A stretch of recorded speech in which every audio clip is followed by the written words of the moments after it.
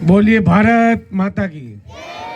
छोटे बच्चे जरूर बोले, क्योंकि काफी समय से मैं देख रहा हूं कि आपस में बातें ज्यादा कर रहे हैं। एक बार पुनः जोर से बोलेंगे, भारत माता की। माँ शारदे को नमन। स्टाफ के समस्त सम्मानित विद्वान साथियों, प्यारे विद्यार्थियों और विशेष करके कक्षा 12 और उच्चतम कक्षा के विदाई लेने वाले बालक बालिकाओं, कक्षा 10 के छात्र छात्राओं जिन्हें हमें अभी आशीर्वाद समारोह में वो भाग ले रहे हैं। जैसा कि पिछले 2 घंटे से आपका धैर्य और संयम सभी विद्यार्थियों को देखने को मिला। कार्यक्रम बहुत ही शानदार तरीके से संपादित होने जा रहा है।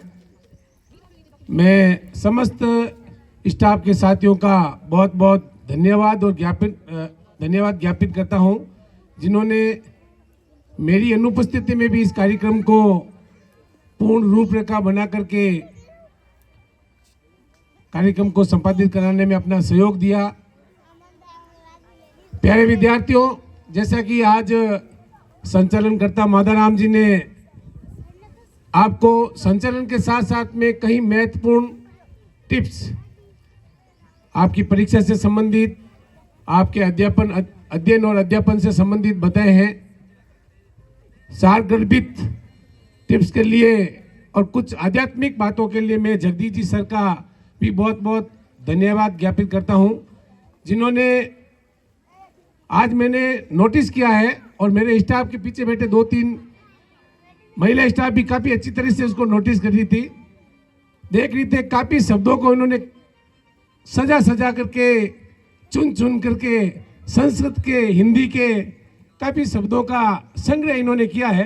तो बहुत ही अच्छा लगा कि आप लोगों की ये तैयारी, जो आपका जो ये कार्यक्रम है, उस कार्यक्रम की तैयारी के लिए हम भी तैयार हो गए हैं कि हमें किस रूप में और किस तरीके से बच्चों को कहना है कि वो हमारे विद्यालय का नाम रोशन कर सके और अपने जीवन में जो जीवन का जो ये अंतिम विद्यालय स्तर की जो अंतिम कक्षा है, इस कक्षा से आप विदाई के साथ साथ में इन अच्छे शब्दों को अपने जीवन में इस्तेमाल कर अपने जीवन में आगे बढ़ सके। वैसे विदाई शब्द सुखदायी है और साथ ही साथ में दुखदायी है। आप लोग 12 वर्ष भी पढ़े हैं, कुछ बच्चे 11 वर्ष भी पढ़े होंगे। आपके सामने कितने ही गुरुजन, महिला शिक्षक और अध्यापक लोग आपके सामने से गुजरे होंगे। कितने ही लेक्चर्स आए, कितने ही सेकंड ग्रेड आए, कितने ही अध्यापक आए, कितने ही प्रिंसिपल भी आए होंगे। आप लोगों ने कई प्रिंसिपल भी देखे होंगे। और आप लोगों का जीवन संवारने के लिए, विद्यार्थियों का सर्वांगीण विकास करने के लिए उन्होंने स्वार्थ और परमार्थ, हमारा स्वार्थ है कि हम आप लोगों के बीच में आपका सर्वांगीण विकास करते हैं, जिससे हमारे परिवार का पालन पोषण होता है। और परमार्थी काम इसलिए है कि एक गुरु अपने जीवन में जितना ज्ञान दे सकता है अपने विद्यार्थियों को, हम लोग आपको देने का प्रयास करते हैं।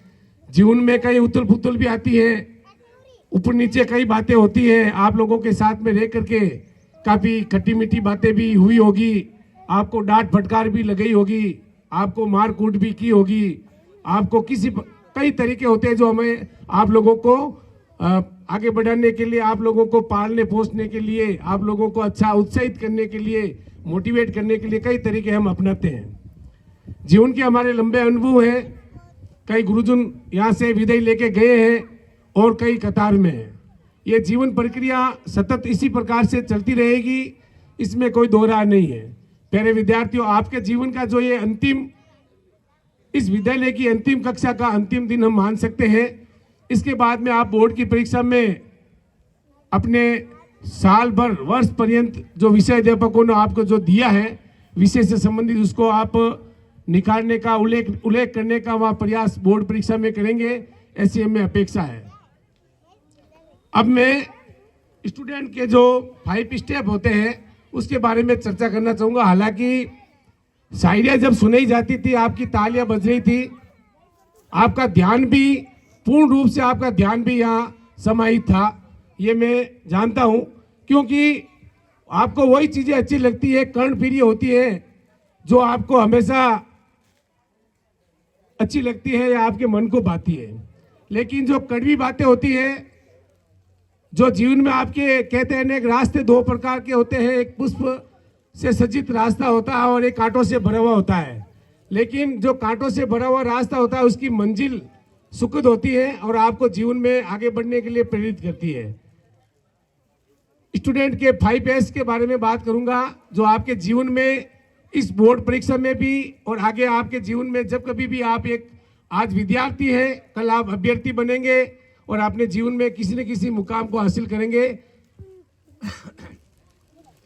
तो जो 5 सेंटेंस है उसमें एक सेंटेंस है, mind management is more important than time management. जो मैंने एक बार पहले आपको प्रार्थना स्थल पर भी कहा था कि हम लोग कहते हैं, कोई बच्चे कहते हैं कि हमारे पास में टाइम नहीं है, हमारे पास में टाइम मैनेजमेंट नहीं है, हम पता नहीं कब हमें क्या करना है क्या नहीं करना है।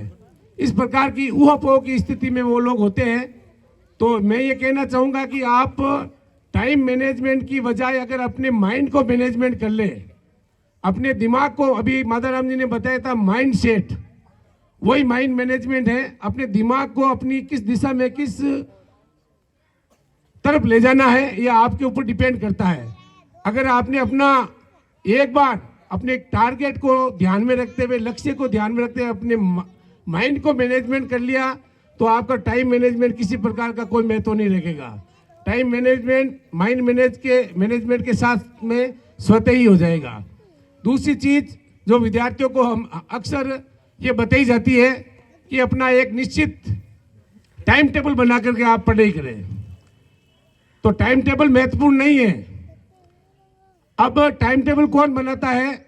जो विद्यार्थी मध्यम श्रेणी का होता है, जिसको केवल सेकंड डिवीजन, फर्स्ट डिवीजन तक पास करना होता है, वो अपना टाइम टेबल बना करके जितना कर सकता है उतना करता है और अपना टाइम टेबल बना करके अपना काम चलो पढ़ाई करता है। लेकिन जो बच्चा टारगेट टेबल बनाता है कि मुझे इस दिन इतने विषय की, और जितना आपका सामर्थ्य है, उस सामर्थ्य के अनुसार आपको एक टारगेट बनाना है। उस टारगेट को पूरा करने के लिए आपका जितना सामर्थ्य उस टारगेट के अनुसार ही करें, अन्यथा आप दबाव में भी आ जाते हैं और बाद में फिर आपको इस प्रकार की स्थिति बन जाती है कि आप लोग उसको पूरा नहीं कर पाते हैं। जैसे एक उदाहरण है हिटलर, आपने इतिहास में सुना होगा। हिटलर एक बहुत बड़ा सम्राट हमारे विश्व में हुआ था, जो किसी भी जंग को 2 बार जीता था। किसी भी जंग को, क्योंकि उस समय राजा महाराजों में युद्ध हुआ करते थे, तो किसी भी जंग को 2 बार जीता था। एक बार माइंड में जीता था और एक बार मैदान में जीता था। और वो कहा करता था कि जिस जंग को मैंने माइंड में जीत लिया, वो कभी मैं मैदान में हारा नहीं हूं। तो आप अपने माइंड पर इतना वर्चस्व बना ले, इतना दिमाग पर इतना आप अपने माइंड को सेट कर ले कि मुझे यही करना है और आई कैन डू इट और वी कैन डू इट। अभी सर ने बताया था कि हम चाहे तो सब काम कर सकते हैं और हम नहीं चाहे तो कुछ भी नहीं कर सकते हैं। तो जब तक आपका माइंड सेट नहीं होगा, आप लोग उसमें सफल नहीं हो पाओगे। दूसरा एक उदाहरण मैं आपको देता हूं। नेपोलियन बोनापार्ट का नाम सुना होगा। मैच उसकी हाइट 4.5 फीट थी, उसकी घोड़े की हाइट से भी उसकी हाइट कम थी। लेकिन नेपोलियन बोनापार्ट में इतनी क्षमता थी, इतना सामर्थ्य था कि जो घोड़े के ऊपर चढ़ने की जो रकाब होती है, उसकी रकाब भी उसकी पैरों की नाप से जो बनती थी वो स्पेशल बनानी पड़ती थी, क्योंकि उसका जो कद था वो छोटा था, उसका जो पैर था वो भी छोटा था। तो उसके जो विशेषज्ञ होते थे, उस रकाब को पैर रखने की जो रकाब होती है ना घोड़े पर चढ़ने की, वो स्पेशल कारीगर उसकी बनाते थे। तो कहने का मतलब ये है कि अपने टाइम को, अपने माइंड को और अपने जो टारगेट को एक ही, जिस प्रकार अर्जुन, आपने अर्जुन का महाभारत के नाम सुना होगा। महाभारत में अर्जुन था, तो उसके जो द्रोणाचार्य उसके गुरु थे, तो उन्होंने कहा था कि अर्जुन तुम्हें क्या दिख रही है, उस पेड़ पर आपको क्या दिख रहा है? ये सारी बातें आपके सुनी हुई है। मैं नहीं चाहता कि मैं जानता हूं कि आपने ये सभी पढ़ी होगी और सुनी भी होगी। तो अर्जुन ने केवल यही कहा था कि मुझे ना तो कोई पत्ता दिख रहा है, ना पेड़ की कोई डाली दिख रही है, ना शाखा दिख रही है, ना पक्षी दिख रहा है, मुझे केवल और केवल पक्षी की आंख दिख रही है। तो आपको भी वो आंख, वो टारगेट, वो जो लक्ष्य आपने चुना है और बनाया है, अपने माइंड को सेट किया है, उसको ध्यान में रख करके इन दिनों में जो आपका 1 महीना है, उस 1 महीने को आपको व्यतीत करना है। अभी आपके गुरुजनों ने, और मैं समझता हूं आपके इतने टैलेंटेड गुरुजन यहाँ पर हैं, आपको बहुत कुछ और जितनी इनकी क्षमता है उससे भी कई अधिक आपको बातें बताते हैं, लेकिन सामर्थ्य हमारा थोड़ा कम है, आप लोगों का कम है। जब आपको अच्छी बातें बताई जाती है उस समय आप लोग अपनी बातों में मशगूल हो जाते हैं। ऐसा नहीं करें, सोशल मीडिया से थोड़ी दूरी बनाएं और अपने जीवन में अगर आपको सफल होना है, अपने जो आपने जो ये 12 वर्ष का युग होता है और इस पूरे युग में जो आपने सीखा है वो आपकी परीक्षा की घड़ी में आपको उसका परिणाम मिलने वाला है। तीसरी जो बात है कि डोंट बी सीरियस। जो परीक्षार्थी होते हैं वो अक्सर अपनी ललाट पर कई तरह की सलवटें लगा करके पढ़ते हैं, तनाव में पढ़ते हैं। डोंट बी सीरियस, कभी भी सीरियस नहीं होना चाहिए। आप लोगों को बिल्कुल ही सिंपल तरीके से आप लोगों को सिंसियर होकर के पढ़ाई करनी है। जो बच्चा सीरियस होकर के पढ़ाई करता है, अध्ययन करता है, उसको जो चीजें याद होती है वो भी वो भूल जाता है। तो आपको सीरियस होकर के नहीं पढ़ना है, आपको सिंसियर होकर के पढ़ाई करनी है और बिल्कुल सिंसियर तरीके से जितना आप पढ़ोगे, मैं समझता हूँ आपको सरस्वती माता आपके कंठ में विराजेगी और आपको याद होगा और आप वो बोर्ड परीक्षा में सब कुछ कर पाओगे जो हम चाहते हैं। चौथा स्टेप है योर माइंड इज वर्किंग और नॉट। जैसे कि इस सेंटेंस के माध्यम से मैं ये कहना चाहता हूं, बताना चाहता हूं, आपका दिमाग काम करे या नहीं करे, आपका जो माइंड है, जो माइंड आपको ईश्वर ने प्रदत्त किया है, दिया है, आपका माइंड काम करे या नहीं करे, लेकिन आपकी लेखनी काम करती रहे। आपका जो पेन है, अभी माता राम जी ने बताया था कि पेन को आप 2-3 पेज भरना, बिल्कुल सही बात है, सत्य बात है कि उसका जो फ्लो होता है वो फ्लो 2-3 पेज भरने के बाद में थोड़ा उसको निफिल को खाली करने के बाद में वो बनता है। तो आप लोग अपने जीवन में अपने माइंड के साथ साथ में अपनी लेखनी को भी ज़्यादा ध्यान देवें और लेखनी से जितना कर सकते हैं उतना आप करें और अपने जीवन में आगे बढ़े। देखिए, इस पर एक बात और मैं कहता हूँ, मेरा आज टाइम मैनेजमेंट नहीं है, आज माइंड मैनेजमेंट है। टाइम शो होता खरगोश और हिरण और शेर होते हैं जंगल में, हमेशा हम देखते हैं हिरण और शेर होते हैं। शेर भी बहुत तेज भागता है और हिरण भी बहुत तेज। अब दोनों की दौड़ में अंतर क्या है? शेर दौड़ता है अपनी भूख मिटाने के लिए। शेर क्यों दौड़ता है? अपना पेट पालने के लिए, कि मैं जितना तेज दौड़ूंगा उतना मैं किसी न किसी शिकार को झपट लूंगा और अपना पेट भर लूंगा। और हिरण क्या सोचता है? हिरण ये सोचता है कि मुझे इतना भागना है, इतना तेज भागना है कि कोई मेरा शिकार नहीं कर सके। दोनों को भागना होता है, लेकिन दोनों की भाग में अंतर है। तो आपको भी अपने जीवन में हिरण बनना है या शेर बनना है, ये आप निश्चित रूप से, यानी किसी का शिकार बनना है या आपको शिकार करना है, यह आपके जीवन में आपको उतारना है। 5वीं बात है टेक योर रेस्पॉन्सिबिलिटी। बहुत अच्छी बात है ये, मैंने कहीं से सर्च की थी, क्योंकि सारी चीजें हम भी आजकल, ऐसे बात नहीं है कि हमने जो पढ़ाई की थी वो पढ़ाई करके हम इतिश्री कर ले। काफी शिक्षक होते हैं जो अपने जीवन में जितना पढ़ा है उसी को वहां तक ही सीमित रखते हैं, लेकिन काफी शिक्षक रहते हो तो जहां से जो अच्छी चीजें मिलती है उनको सीखते रहते हैं। आप लोगों को बताने के लिए मुझे भी कहीं ना कहीं सीखने को मिला या देखने को मिला या मैंने सर्च किया। तो टेक योर रेस्पॉन्सिबिलिटी, यानी कि जो आपका उत्तरदायित्व है जीवन में, आपका उत्तरदायित्व आपके परिवार के प्रति, आपके समाज के प्रति, आपके खुद के प्रति बनता है। रेस्पॉन्सिबिलिटी जो होती है, और आपको अपना आप को डुबाने वाले और तैराने वाले भी आप हो। अगर आप जीवन में सफल होते हैं तो इसके सबसे पहला कारण आप है, क्योंकि आपने कोई न कोई लगन, मेहनत, परिश्रम और वो लक्ष्य हासिल करने किया है, तभी तो आप जाकर के सफल बने हैं। और अगर आपका जीवन असफल बनता है तो उसके पीछे भी सबसे बड़ा कारण आप हैं। तो अपना उत्तरदायित्व तो समझना है हमें। और आपको इन 5 टिप्स के अलावा कन्हैयालाल जी सर ने, माधाराम जी ने और जगदीश जी ने, राजू जी ने बहुत ही बड़े शायराना अंदाज में जो बातें बताई है वो भी कोई मतलब ऐसे नहीं है, वो एक अंदाज अलग है, उनका बताने का तरीका अलग है, लेकिन उसमें भी कई तरह के स्टेटस होते हैं। हम स्टेटस पढ़ते हैं, सोशल मीडिया पर बहुत सारी अच्छी अच्छी बातें आती है, लेकिन उसको हम केवल अपने मन को शांति देने के लिए 2 मिनट के लिए पढ़ लिया, देख लिया, बस इतिश्री कर ली। लेकिन अगर उनके एक एक शब्द को हम देखें, उनके एक एक शब्द का अर्थ जाने और अपने जीवन में उतारे तो शायद इससे बड़ी मतलब आपके लिए कोई उपलब्धि नहीं है।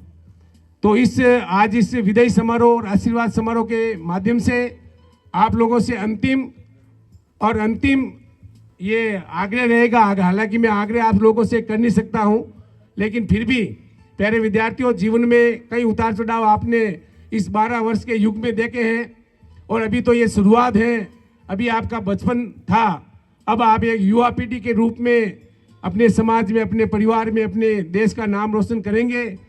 आपके कई तरह के टैलेंट हैं और निश्चित रूप से आप में टैलेंट है। जरूरी नहीं है कि कोई विद्यार्थी केवल किताबी ज्ञान से ही आगे बढ़ सकता है। आपका हुनर होता है, आपकी कला होती है, आप में किसी पर सब तरह की निपुणता होती है, उन सभी में आप पारंगत भी होते हैं। लेकिन सही दिशा और दशा नहीं बनती है तो आप लोग उल्टे राह भी गिर सकते हैं। तो आज आप लोगों के लिए ये बहुत ही अहम और महत्वपूर्ण शब्द जो इस मंच के माध्यम से आपको मिले हैं, मैं समझूंगा आप अपने श्रवणेंद्रिय से कानों से सुन करके अपने जीवन में उतारेंगे और अपने जितनी भी इंद्रियां हैं उन इंद्रियों में आँख, कान, नाक और त्वचा जिनसे आप ज्ञान अर्जित करते हैं, आप लोगों ने बहुत कुछ अर्जित किया है, उसको आपके जीवन में भी यहाँ केवल बोर्ड परीक्षा तक ही सीमित नहीं रख करके आगे भी आप युवा पीढ़ी के रूप में डांगियावास में या कहीं पर भी जहाँ आप निवासी हैं, आप वहाँ अपने परिवार का, अपने घर परिवार का, अपने खुद का, अपने गुरुजनों का, सभी का नाम रोशन करें और आगे बढ़े। हमारी ये सफल और आपके लिए बहुत ही सुखद भविष्य की कामना करते हैं कि जिस प्रकार गत वर्ष काफ़ी बच्चों ने हमारा सिर ऊंचा किया था, उसी प्रकार हमें उम्मीद ही नहीं पूर्ण विश्वास है कि आप लोग हमारी बातों को अपने हृदय में जगह दे करके और अपनी बोर्ड परीक्षा में कल से ही काल करे सो आज कर, आज करे सो अब, तो आपको अब से ही यानी घर जाने के बाद, क्यों काफ़ी समय बीतने के बाद में जो बातें बताई है शायद वो उतर जाए। आप अपने जीवन में इन बातों को उतार कर सफल बने, ऐसी हमारी शुभकामनाएं आपके साथ में है। जय हिंद, जय भारत।